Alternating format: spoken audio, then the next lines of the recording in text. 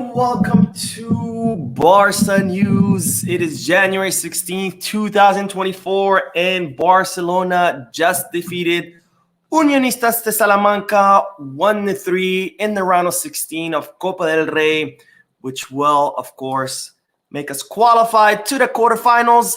A much needed win after the debacle over the weekend in the Spanish Super Cup final, but nonetheless is still an unconvincing performance by the team. This is the post-match live analysis. We have a lot to discuss, so let's begin.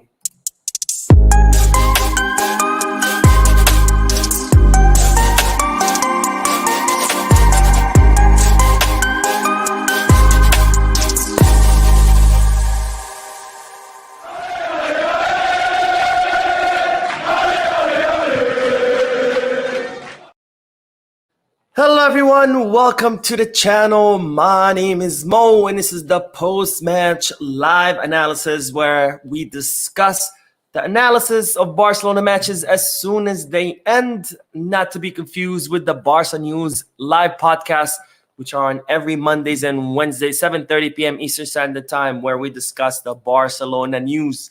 As always, during this post-match live analysis, I'll discuss a little bit or talk about a little bit about the match, and then we'll head to the chat section, read you guys' comments out loud, answer any questions, and get a discussion going. Now, let's begin because today, or just a few moments ago, Barcelona defeated Unionistas de Salamanca 1-3 in the round of 16 of the Copa del Rey, qualifying to the quarterfinals with goals of Ferran Torres, Jules Kounde, and Alejandro Balde. And I have to say, I'm happy with this win because it was a much needed win, especially after the several tough weeks that Barcelona have had with very unconvincing performances, really bad performances, and of course, the culmination of all those bad performances with that defeat or humiliation at the hands of Real Madrid in the Spanish Super Cup final. Now, I think this was a much needed win because the team needed to bounce back from this series of bad results. They needed to bounce back as far as their morale.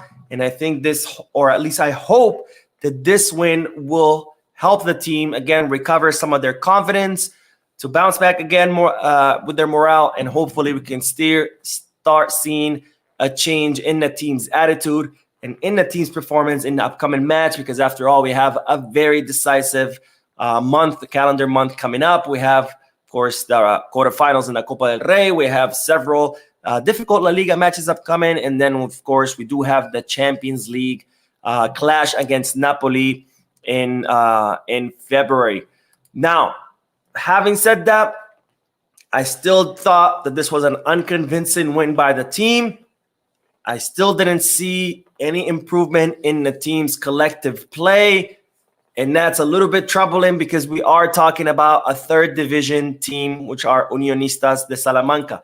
Now, nonetheless, of course, this was a bit of a challenging field, small stadium with not a perfect pitch, where the home crowd who was supporting the opposing team, these small teams always come out fully motivated, looking to kill, looking to prove themselves. It was cold. It was a cold night. So, of course, a challenging stadium. But nonetheless, Barcelona should have been able to handle this match with much more ease, given that Unionistas de Salamanca are a third division team. But despite that, it was still a very unconvincing performance by the entire team. And of course, that's a symptom of what's been going on all season, where Barcelona still don't have any idea how to play collective football. There's no identity. There's no system of play whatsoever. It's just 11 individual players passing the ball back and forth very slowly, which makes the team incredibly predictable and makes it not dangerous whatsoever. Now, as usual, the problem was the same.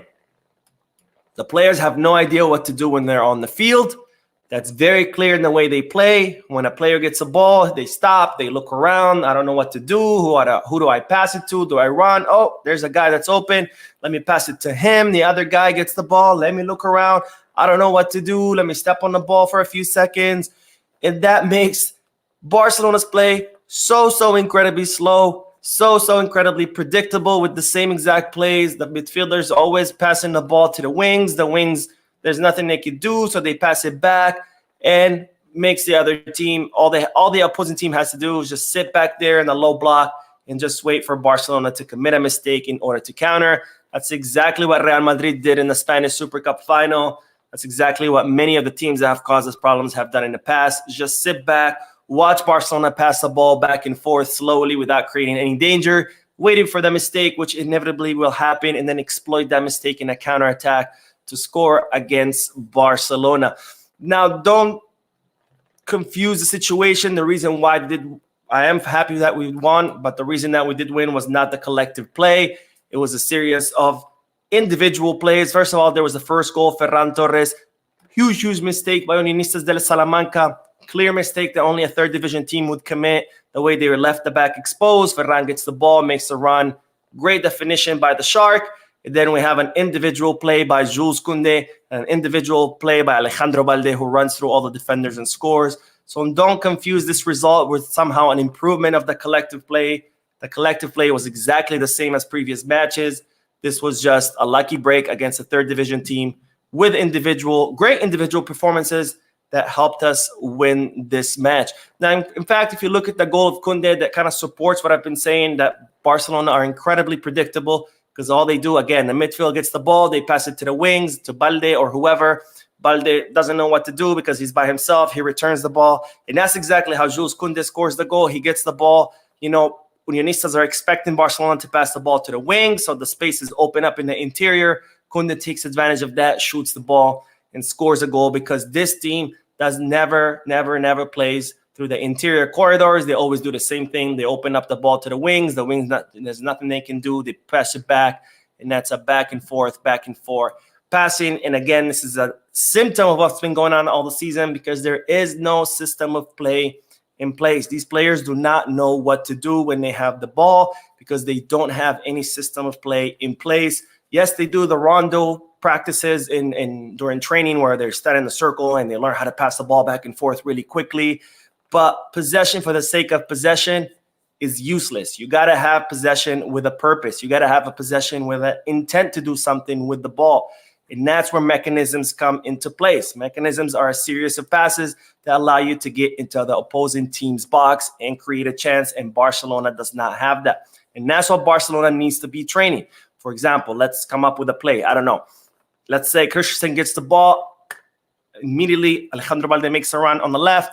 Christensen passes it to Balde. Balde passes it to Frankie de Jong. He keeps running. Frankie de Jong returns it to Balde, passes it into the box. Maybe Joao Felix comes in, pretends he's going to shoot, passes it to the penalty spot, and maybe Lewandowski's there to come score, or maybe someone from the second line like Gundogan. That's the kind of plays that Barcelona need. That's what they should be training. They should, during practices, over and over again, 50 times, 100 times to 100 times, just keep doing it over and over again until it becomes muscle memory where the players don't have to think about what to do.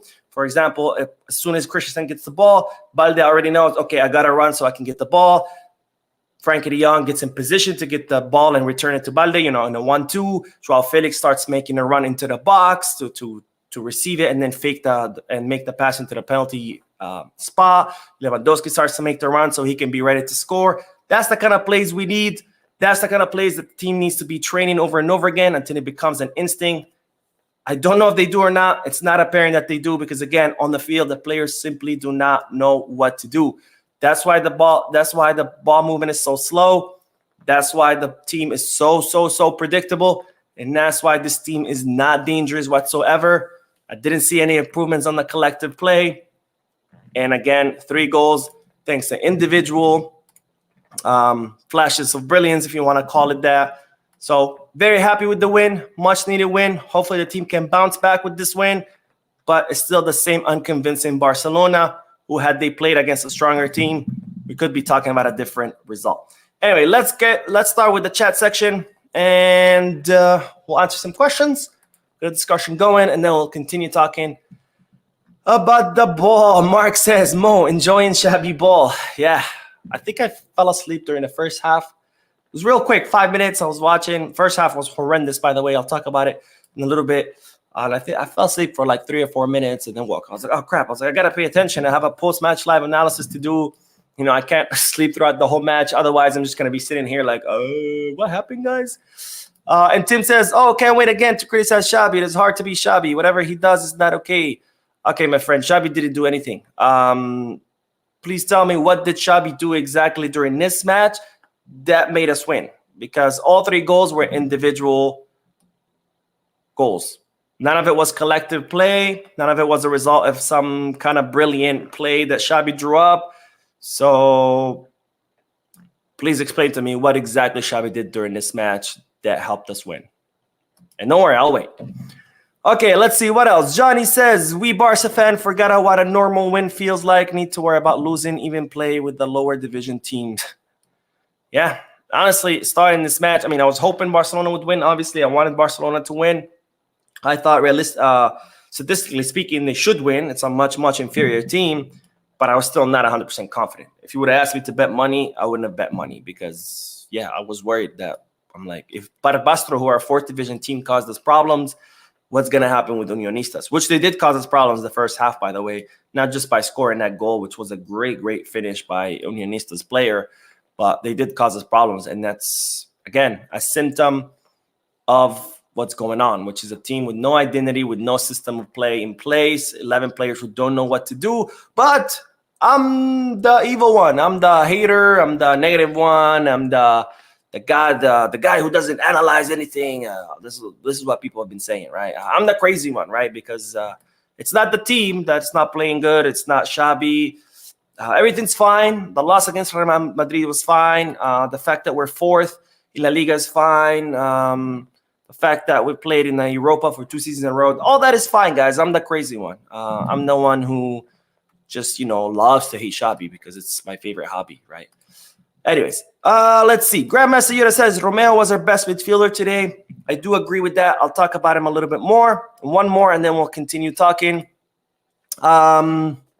Is it Globo? Says Mo, big fan of the channel today. Game was okay, but still not impressed. This was a small team. A team giving away goals like this is still a big problem. 100% agree. Again, happy with the win. We needed the win. Hopefully the team can use this win to bounce back. But nonetheless, collective play is still very sad. Nothing to see there. And it's not good. It's not good. If things don't change, we're not winning anything this season. But again, I'm the crazy one, right? Anyways, let's get back and talk more about the performance, or if you can call it a performance, by the team. But this was the lineup that Xavi came up with. Iñaki Peña on goal, of course, replacing Ter Stegen, who's injured. We had Sergio Roberto in the right back position, Jules Kounde and Christensen as the center backs, Balde on the left back, Frankie de Jong, Oriol Romeu, and Fermin in the middle, with Margiu getting his first start, and of course Ferran and Joao on the wings. Now, one complaint I would have about this lineup, otherwise I was pretty fine with it, is Sergio Roberto on the right back. And the reason I say that, not because I hate Sergio Roberto or anything like that. I actually think Sergio Roberto is, is good enough for what he has to offer. I think he's a good player to come off the bench, play the last few minutes. Maybe a good rotational player, but I think this was a good match to bring Hector Fort in. We saw Hector Fort against Udi Barbastro. He played on the left, even though he's a right back, because Balde was not feeling good. He did excellent. I really liked his performance against Udi Barbastro, and I think this would have been a perfect match to start Hector Fort on the right back, give him more playing time, or at least if you don't want to start him, maybe bring him in during the second half. But I think this was a perfect match for Hector Fort to come in, get more playing time with the first team. But I think it was a wasted chance. But I can see why maybe Xavi wanted Sergio Roberto instead. Maybe he wanted more starters or more veteran players. He didn't want to go with a full, young team, because at this stage, again, the way the team is playing, you cannot be too confident, right? If this was several seasons ago, against a team like Unionistas, bring in all your subs, bring in all your Barca Athletic players, and you still win the match. The way the team is playing now, even these small teams are causing us a lot of problems. So I can maybe see why Xavi would want to start Sergio Roberto. Maybe he wanted more leadership on the field because Araujo wasn't there, Ter Stegen wasn't there. So maybe he wanted one of the more veteran captains. Yes, we do have Frankie, but, he just became captain, and he's not as much of a leader as, let's say, Ter Stegen or Araujo. Maybe those were the reasons. We won't know, but it would have been nice to see Hector Fort during the match. more talk about the defensive line because I really liked what Jules Kounde did this match. Now, Jules Kounde has been getting a lot of hate lately. Deservedly so. He has had a bad season so far. He's made a lot of silly individual mistakes. He's caused a few goals to be scored against us. A big decline in his form during the season. So, deservedly so. Yes, he's been getting a lot of flack. But what I don't agree with is people saying we should sell him, that he sucks, that he's trash, because that's far from the truth. Jules Kounde is an excellent center back. He was one of the best center backs in all of Europe last season and the seasons before. That does not go away. He's still an excellent center back. He's just going through a bad phase or a bad time. And that happens with all players. All players go through rough patches, but you must be able to differentiate between a good player who's going through a rough patch versus a bad player. And Kounde is not a bad player. Kounde is a very talented center back who's going through a rough patch. Today, he turned things around. He had a very good match. And I'm not just talking about the goal. I'm talking in general. Very solid defensively. Very solid tackles, interceptions, duels won on the ground, duels won in the air, helping the offense a lot with those runs, dangerous passes, crosses, and then, of course, cherry on top, brilliant goal from outside the box. So I'm very happy for Jules Kounde, who has turned things around during this match, of course. We still have to see the verdict still out, whether to see if he can, improve upon this performance. Hopefully he can continue down this line, and hopefully he can continue performing good. But very happy with Jules Kounde's performance. Andreas Christensen had to leave. They're talking about he wasn't 100% fit. We don't know yet. We'll hear more about the reports. And then Alejandro Balde, who just like Jules Kounde, also turned things around during this match. Very happy for Balde, who was a lot more dangerous on the left. I think the first goal, well, not the first goal, the only goal that Unionistas scored was his fault. He completely loses track of his man, leaves him wide open, allows him to score. But besides that mistake, very solid match by Balde, who again, just like Kounde, excellent left back, one of the most promising left backs in the world, and people are saying we should sell him, that he's trash. Absolutely mind-blowing. Again, you must learn, if you want to be able to be critical, you have to be able to differentiate between a good player who's going through a rough patch versus a bad player. Balde is not a bad player. Incredibly talented left back, very promising left back who has been going through a rough patch, but who did turn things around during this match. Let's get back to the chat section. We'll talk. We'll answer a few more questions, get a discussion going, read a few more comments, and then we'll keep talking about the lineup. But very happy with Kounde and Balde, who had a very good match today. Let's see. Let's see. Barian says, what do you think Xavi sees when he looks at this team, Mo? Honestly, I see failure. I'm sorry. This performance does Xavi's press conference absolutely no justice. I don't think he sees anything, because I don't think he understands what's happening as far as what's going wrong, right? Because if Xavi understood what's going wrong, he would be able to fix it, or at least start working towards fixing it. But nothing has improved. Nothing has changed. The team keeps still playing the same. Yes, the players are at fault sometimes, or they too take part of the blame, because a lot of times they play without intensity. A lot of times they make silly individual errors that they shouldn't be making. But nonetheless, this whole team is still devoid of any kind of system of play, of any kind of identity, any kind of strategy, and it has not improved. So I don't think Xavi knows what's going wrong, because if he does, he would have started working on fixing it. And also, if he sees something wrong, he would have talked about it in press conferences, but he keeps insisting that everything's fine, that everything is okay. So anyway, let's see. McBarsa says, happy 12K mode. Thank you, McBarsa. Haven't seen you in a while on a live stream, so it's good to see you back. Hilal says, I think the players should be shooting outside the box more instead of trying to always pass inside the box. I agree with this, but the problem is we don't have that many players who are that good outside the box. That's the only problem. But I agree. If you cannot find the pass, try if the opposing team is sitting too low in their final third, then why not? All right, let's see. RB, don't you guys think it's a plan to drop Felix price by playing bad on previous games? No. No, that's not a plan. Nobody tells their player, hey, our team is struggling. We just got eliminated in the Spanish Super Cup. We're behind in La Liga. We're in 4th place. We're struggling against small teams in the Copa del Rey. We've struggled against small teams in the Champions League. We're risking not winning anything. But, hey, I want you to play bad to lower your price. No, that doesn't happen. But anyways, let's get back to the lineup. Let's talk about the midfield. Frankie, very quiet first half. Much better during the second half. Fermin was not it today.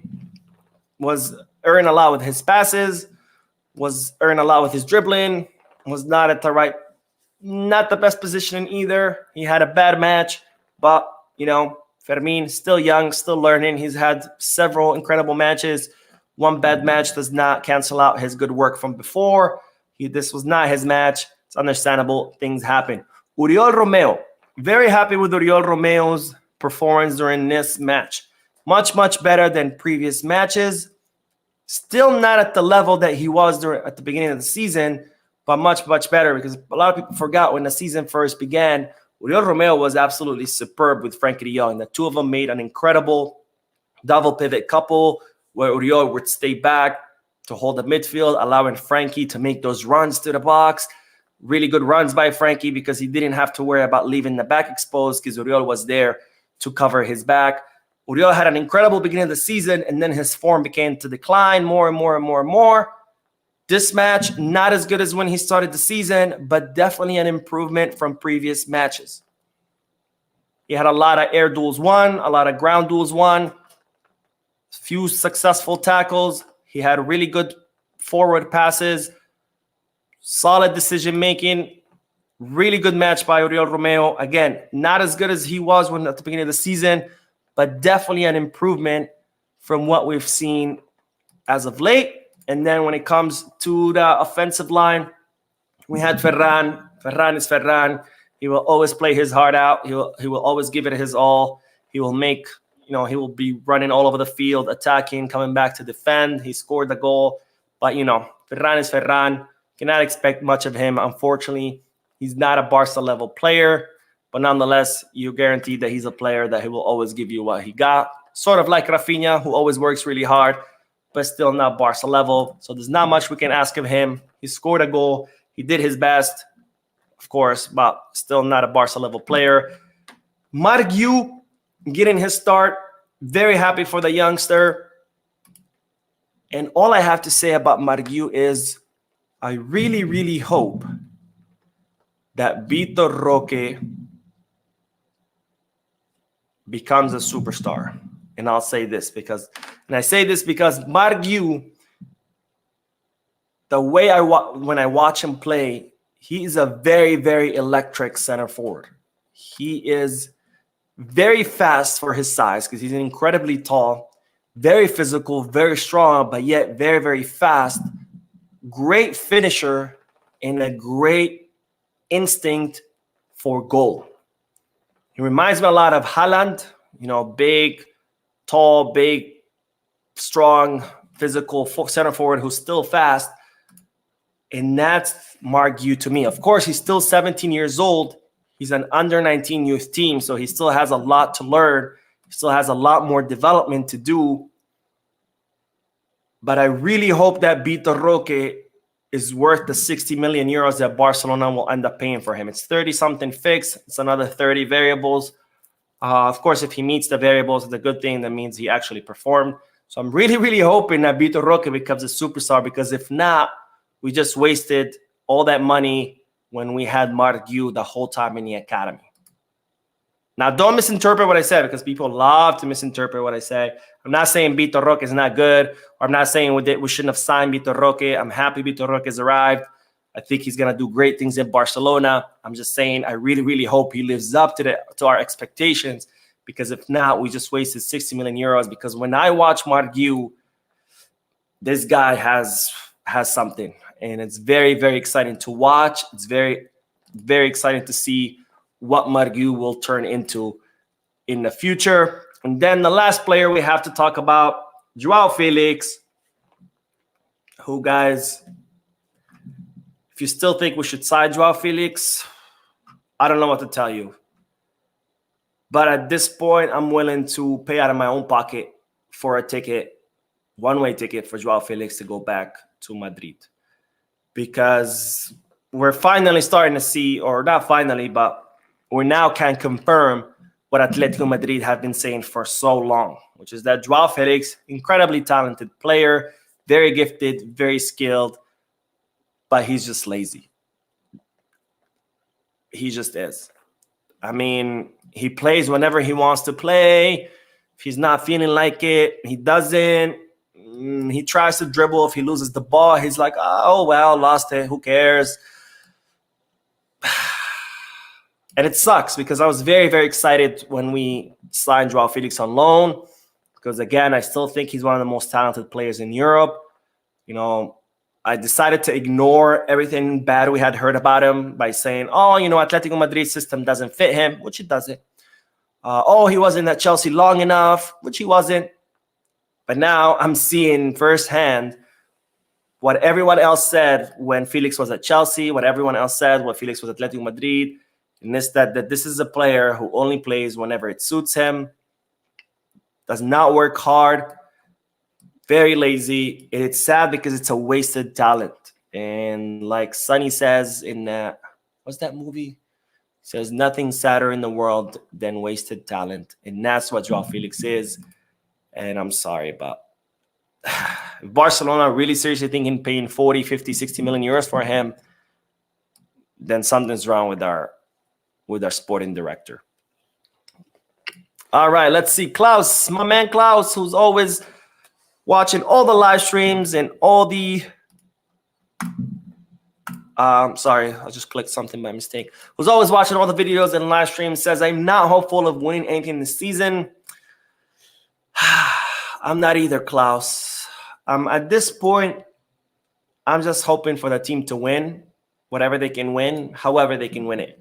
You know, I've always said it's not just about the result, but it's about how the team plays, and that's something that a lot of people don't get. They're like, oh, we won La Liga last season. Yes, we did, but how? Very unconvincing. Barely scraping by, win 1-0, 0-1. So it's not just about the result, it's about how we play. Because if I only cared about the results, I wouldn't waste my time watching matches. You know, I work full-time. I'm doing this. You know, I'm doing now 2-3 videos a day. Like, I got a very tight schedule, and I wouldn't be wasting, you know, watching Copa del Rey matches, La Liga matches, Champions League matches if all I cared about the results. I wouldn't watch any matches, and then at the end of the match, I would just Google what's the result. Oh, we won. Cool. Good. I can go on by my day. But at this point, I'm just praying that the team wins matches however they win. I don't care anymore about whether it's horrible play, whether it's lucky, whether it's a last-minute penalty kick that we get by pure luck. I don't care at this point because I know that I cannot expect this team to play good football because this team cannot play good football.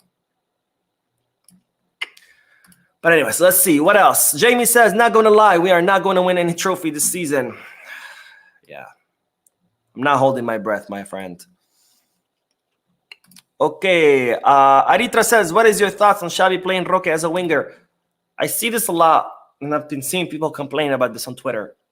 Vitor Roque is a winger. People, because I saw a lot of tweets complaining about, like, oh, why is Xavi playing Vitor as a winger?